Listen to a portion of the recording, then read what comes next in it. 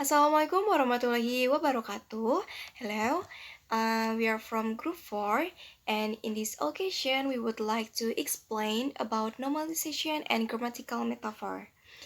Okay, but before it, I would like to introduce myself and also the member of the group. My name is Ratna Dewi Sulasri, and my student's number is 1921222. In this presentation, I am as the moderator and the third presenter. And also, my friends are Annisaa Inggit, Ghifar Zulfajri, Eva Uliana, Cucu Cahyati, and Zildzian. But unfortunately, in this time, Annisaa Inggit cannot join with us. Alright, in this video, we would like to talking about defining normalization. The second is non-normalization and nominal group. The third is functions of normalization. And then classification of normalization. The next is grammatical metaphor and traditional metaphor, and then also additional metaphor, interpersonal metaphor, and then also metaphor modality and metaphor mood, and the last is conclusion.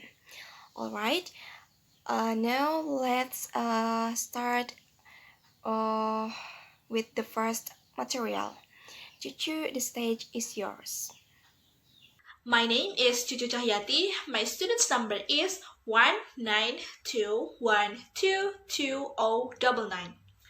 As the first speaker, I would like to explain about nominalization. So, what is nominalization? According to Holiday, nominalization is another concept of contributing the complexity of writing language. Distinctive features, it can be academic writing or scientific writing. Or, nominalization is a process of making noun from another part of speech. It can be adjective or adverb with or without morphological change, so that word can act as a noun phrase. Alright, now we move to noun, nominalizations, and nominal group. The first is noun. Noun is a word that functions as a name of specific object, such as living creatures, action, places, or state the existence or ideas. They're defined partly by their forms and partly by their positions or function. And there are separate words that indicates the word is a noun. Partly the examples like iti, ament, nes, shen, as or es as a form of plural. Regarding to their position, noun frequently followed by determiners such as a, the, this, and that. And also, noun is a function of the head of a nominal group. Nouns are often classified into nouns, proper nouns, and pronouns. So, after we already know about the noun and nominalization, now we move to nominal group. Nominal group is a typical group with a noun as its head. And also there are three types in a nominal group. The first is pre-modification, the second is post-modification, and the last is qualification. So, what is pre-modification? Pre-modification is a noun likely to be modified either before the noun, so the modifier is placed before the noun. And according to Leach Conrad, pre-modification or pre-modifier is a modifier that precedes the head of a noun phrase or word that determines the meaning of the phrase.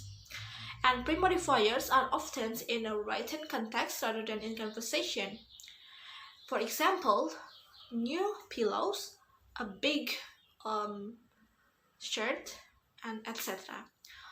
The second is post-modification. So what is post-modification? Post-modification is modifier that follow the words or phrase. It qualifies modification by post-modifier, or is called post-modification. And most common post-modifier are process and relative clauses. Post-modifiers can create a complex sentence with structures within a noun phrase.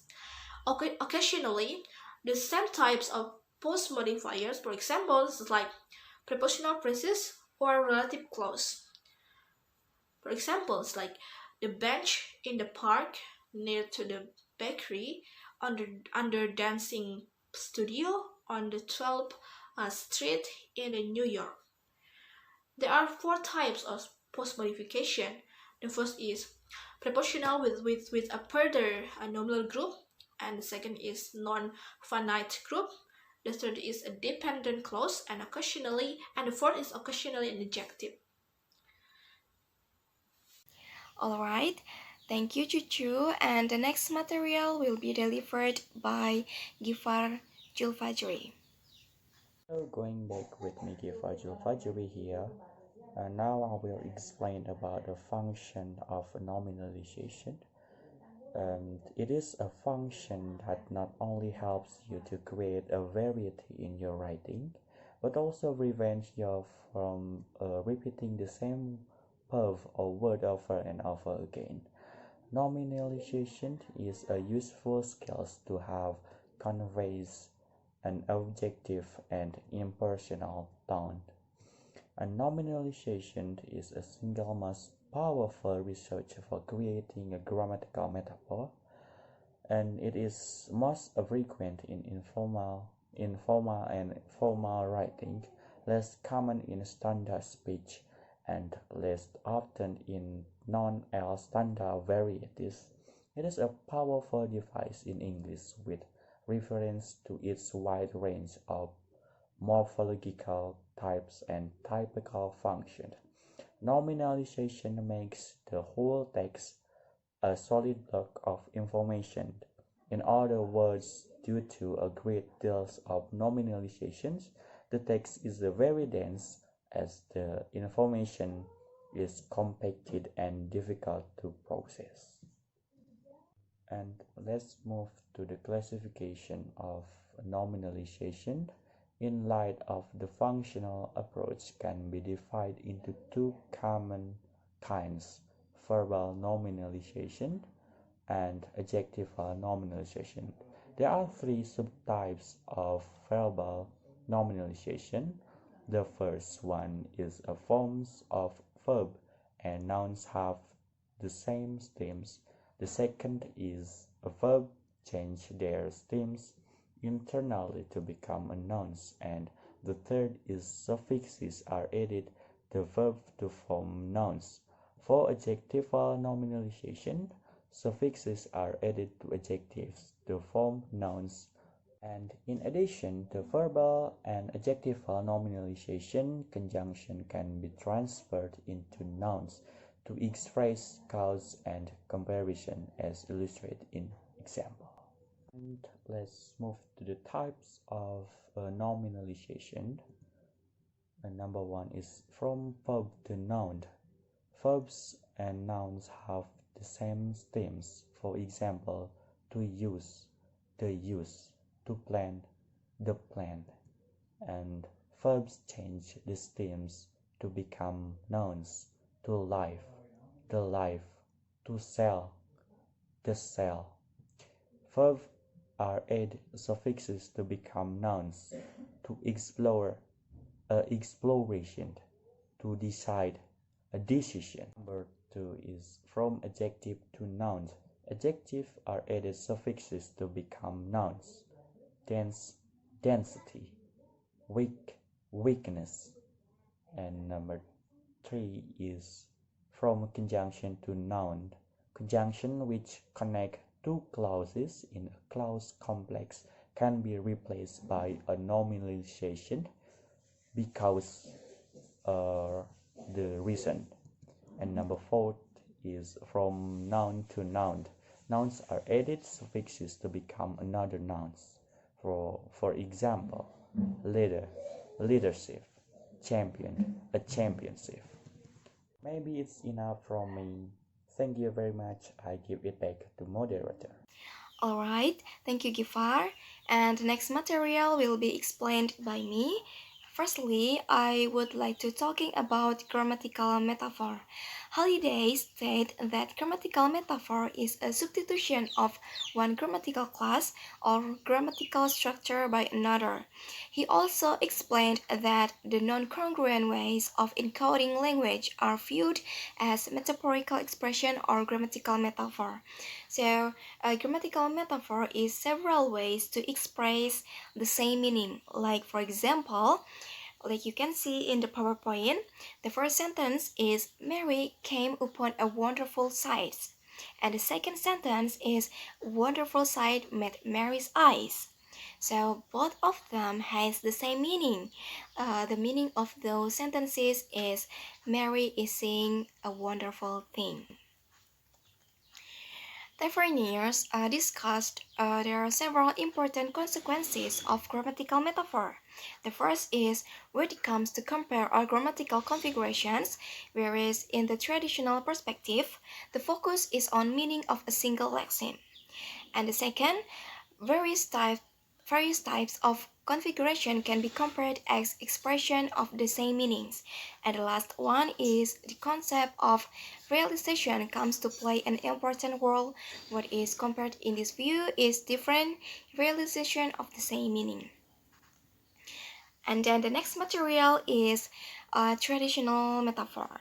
Traditional metaphor or lexical metaphor is the variation of the meaning of a given expression. So this metaphor is there are several meaning from the same expression. Like for example, Jakarta was flooded with water as high as 2 meters. And the second sentence, the government building was flooded by demonstrator. Like in those sentences, there are the same words. It is flooded, but uh, that word has a different meaning. Like in the first sentence, the word flooded interpreted as the great quantity of water that is inundated on land. And in the second sentences, the word flooded interpreted as a large crowded. Alright, so here is several differences between grammatical metaphor and traditional metaphor. Okay, the first is grammatical metaphor focused on grammar, and the traditional metaphor focused on lexical metaphor. The second, grammatical metaphor, the metaphor as variation in the expression of a given meaning, and in traditional metaphor, metaphor as variation in the meaning of a given expression. And the third one, in grammatical metaphor, comparison of various grammatical configuration as expression of the same meaning. And in traditional metaphor, comparison of meaning of one lexeme in different collocational contexts. And the next differences in grammatical metaphor, degrees of incongruency, congruent and less congruent expression of given meaning, and the traditional metaphor, literal versus metaphorical transferred meaning of a given lexeme. And the last one, in grammatical metaphor, the feature of congruency applies to realization of the same meaning. And the last one is realization inherently plays a role in lexical metaphor, but the concept is not used in the traditional view on metaphor. Alright, I think that's all the explanation from me, and the next material will be delivered by Eva Uliana. Hello, I'm Eva Uliana Deswanty. My NPM is 1921222090. Now I will share about interpersonal and additional metaphor. Interpersonal metaphor was realized in mood system and modality. Mood system was realized mostly in declarative clauses than interrogative and imperative ones. But in additional metaphor was in transitivity system, in which material process was mostly applied than mental behavior, existential, relational, and verbal processes. Interpersonal and additional metaphors were both used in text. And go to the first in the interpersonal metaphors, the mood system. Realized in mood system and modality. mood system, the realization of interpersonal metaphors in mood system in text was declarative mood. But in modality, like in probability, usuality, obligation, and inclination, that according to the Halliday and Matheson in 2004, mean that with modality it was very clear that certain grammatical environment constituted metaphorical realization of modality. Shown in table, it can be seen the example of interpersonal metaphors in the text which are only realized in declarative clauses and modality. There were no command, interrogative, and exclamative clauses since these kinds of clauses are usually used in a dialogue. Based on this view, this fact proved that in written text, interrogative, imperative, and exclamative clauses might be limited used or almost was not used in text except declarative clauses. In modality, in text were also used even though they were limited in use. Modality system showing interpersonal metaphor was that of probability, usuality, and obligation or inclination. The use of various types of modality in this text has proved the statement of Tu and Thomas in 2017, who found out that the various types of interpersonal metaphor of modality were used to persuade readers.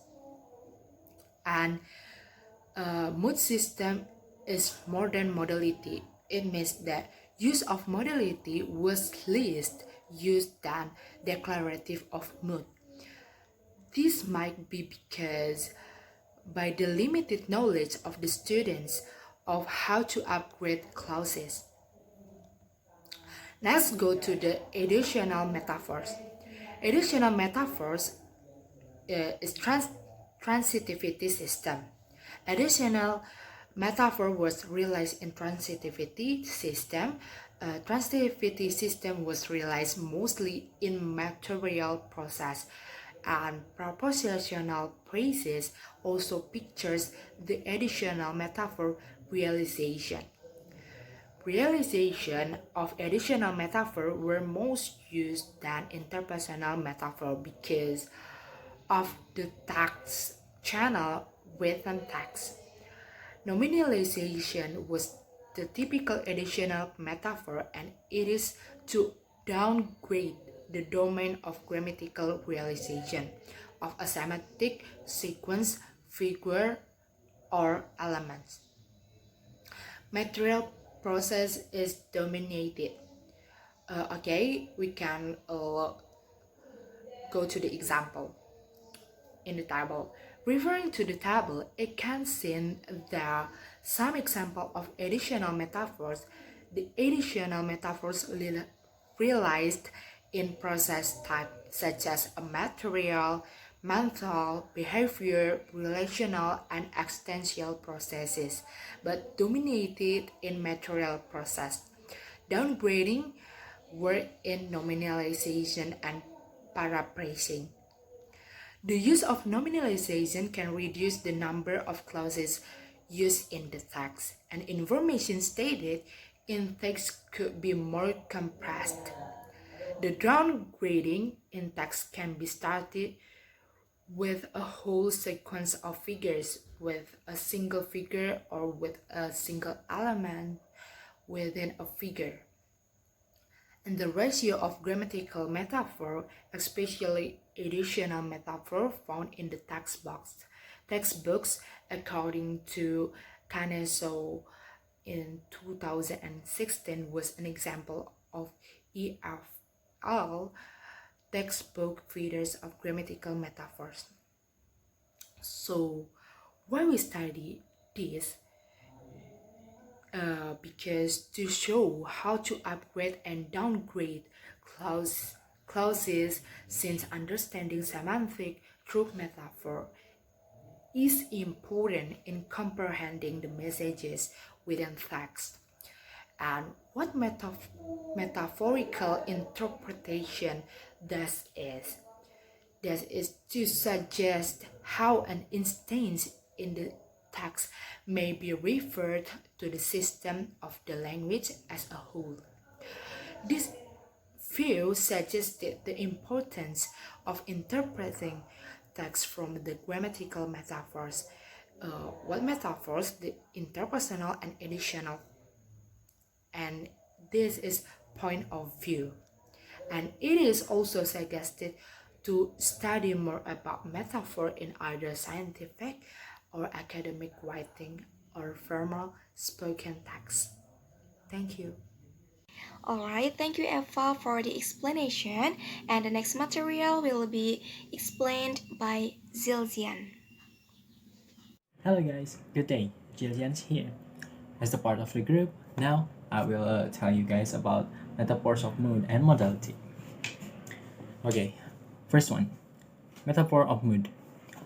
According to Holiday, mood mainly includes two important parts, which is mood element and mood system. For one thing, mood element consists of two sections. One, the subject, which is a nominal group, and the second one is finite operator, which is a verbal group which expresses tense. For example, is and has. And modality, for example, must, can, etc. According to Holiday in 2016. Meanwhile, the mood system can be seen below. Here, there is an image that showing the mood system. Okay, guys, from the introduction mentioned previously, we can see that metaphors of mood mean that the choice of interpersonal meaning is not consistent with its mood. Generally speaking, it is the declarative mood that is used to express statements. The interrogative mood is used to express questions, and then the imperative mood is used for commands. And however, in actual language, verbal function can be expressed in several different modes, and modes can also reflect a different verbal function. This phenomenon of shifting from one mood to another mood is called metaphors of mood. Below, the mood system network from Holiday. Yeah, as you can see here. Yeah. Okay, guys, that's all for mood. Okay, guys, next is metaphors of modality. In systemic functional linguistics, the modality system, which can be seen down below in the picture here, okay, is used by the speakers to express evaluation and judgment of things. In this sentence, it can be expressed in different forms, such as modal, verbs, adjective, adverbs, noun, and so on. Modality can also be expressed in clause. Holiday calls this phenomenon as a metaphor. Okay, in addition, modality can be expressed from both subjective and objective perspective. The basic distinction that determines how each type of modality will be realized is the orientation. That is the distinction between subjective and objective modality, as well as between the explicit and implicit variants. Holiday said that classified the orientation into a subjective and objective orientation. That is, the modality component can indicate an object existence. At the same time, both subjective and objective orientation are explicit and implicit. This form contains the following four modality orientation, which is subjective explicit, subjective implicit, and then objective implicit and objective explicit. And then, provided that the speaker wants to articulate his or her opinion about the likelihood of something or highlight his or her point of view, he or she will choose a subjective explicit. If the speaker wants to hide his or her real intention and make his or her point become an inherent fact, the objective implicit form is chosen. Therefore, Halliday's view, subjective explicit and objective explicit belongs to metaphors of modality. Okay, guys, that's all for me. Next, we have the last section. Enjoy. Okay, thank you, Zian, for the explanation. And now I would like to give the conclusions of our presentations today. Okay, so the conclusions are normalization is the process of making a noun from another part of speech without a morphological change. And there are two perspectives on metaphorical variant. The first is grammatical metaphor, and the second is traditional metaphor.